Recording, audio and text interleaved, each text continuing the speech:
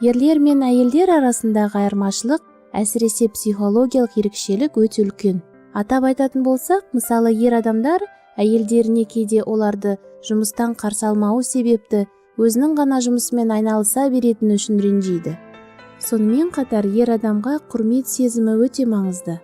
Ол өз ойындегі сөзінің өтуі, отбасыдағы сыйластық пен құрмет танытатын сөздер мен әрекеттер талап етеді екен. Сол кезде ер адамдар өзін-өзі жақсы сезініп ренжімейді. Әйел адамдарға келсек, олардың ренжитін бірден-бір себептері күйеулерінің оларға уақыт бөлмеу екен. Әйел адамдар ойлайтын көрінеді. Біреуі бітсе, екіншісі басталады осы. Жұмыс бітсе, футбол басталады. Футбол бітсе, тағы бір нәрселер. Мен үшін оның жүрегінде мүлдем орын жоқ шығар, деп ойлайды екен. Сол себептен мүмкін болса әйеліңізбен сөйлесіп, көбірек сырласыңыз. Ойыңызбен, келешек жоспарларыңызбен бөлісіп, телефонға не болмаса теледидарға алаңдамай, тікелей көңіл бөлетін болсаңыз, әйеліңізге өз сезімдерім мен сырларымен бөлісуге мүмкіндік бересіз.